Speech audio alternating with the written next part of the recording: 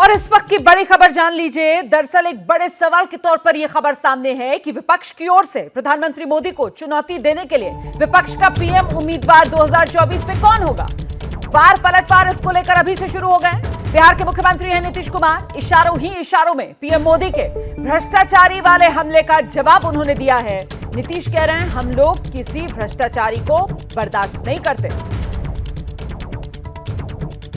जब श्रद्धेय अटल बिहारी वाजपेयी देश के प्रधानमंत्री के साथ जो काम करने का मौका मिला, किस तरह से काम किया, किस तरह से उन्होंने सब लोगों का ख्याल रखा और यहाँ पर भी बिहार के लोगों ने काम करने का मौका दिया है।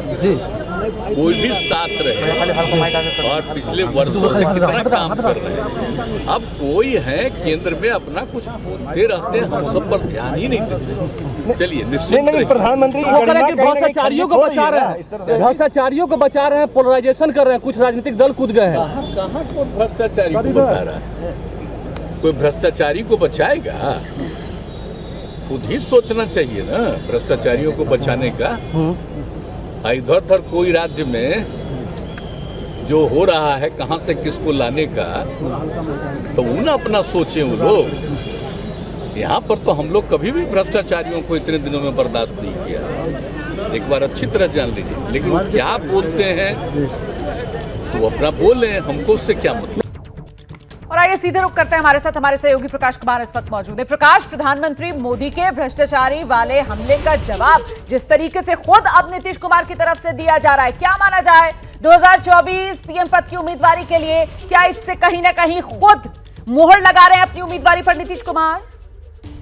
देखिए, ये पहला मौका है जब प्रधानमंत्री को सीधे निशाने पर नीतीश कुमार ने लिया है। जब शपथ ग्रहण हुआ था तो उस वक्त उन्होंने कहा था कि 14 वाले सोचें 24 में क्या होगा।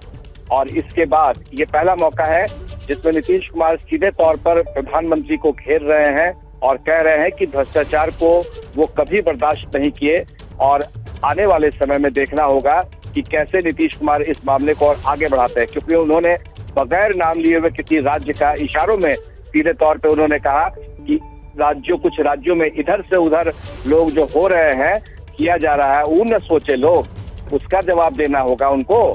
तो एक तरह से भ्रष्टाचार पर नीतीश कुमार ने जो विधायकों के बारे में जो कहा, उन्होंने महाराष्ट्र को बगैर नाम लिए हुए, तो ये साफ हो गया कि इसमें कहीं ना कहीं नीतीश कुमार इशारों में ही सही लेकिन प्रधानमंत्री को उन्होंने जवाब दिया है। जिस तरह से प्रधानमंत्री ने नीतीश कुमार का बगैर नाम लिए हुए उन्होंने ये कहा था कि भ्रष्टाचारी लोग जो हैं वो एक हो गए हैं और एक जगह पर आकर के सबको एकत्रित कर रहे हैं, इकट्ठा हो रहे हैं और उसका नेतृत्व लोग कुछ लोग कर रहे हैं। तो जाहिर है कि नीतीश कुमार का नाम प्रधानमंत्री ने नहीं लिया था। तो इसी तरह से सवाल तो प्रधानमंत्री के ही जो प्रश्न उठाए थे भ्रष्टाचार को लेकर के उस पर हुआ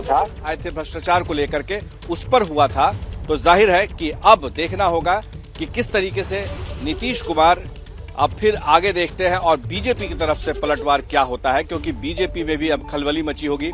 जिस तरह से नीतीश कुमार ने सीधे तौर पर प्रधानमंत्री को निशाने पर लिया, उन्होंने पहला मौका ऐसा आया जिसमें कि प्रधानमंत्री को घेरा और भ्रष्टाचार के लिए उल्टे उन्हीं से सवाल उन्होंने कर दिए। जी रुमाना।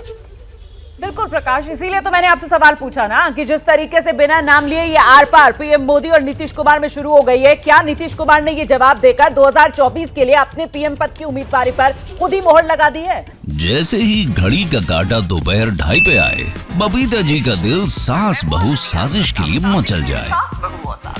और ये है इनकी बहू, पूरे दिन ऑफिस की टेंशन हो जाए गॉन जब ये करें अपना फेवरेट शो फ्री टाइम पे ऑन।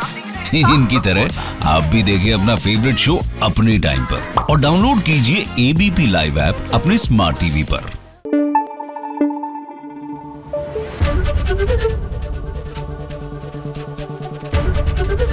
एबीपी न्यूज आपको रखे आगे।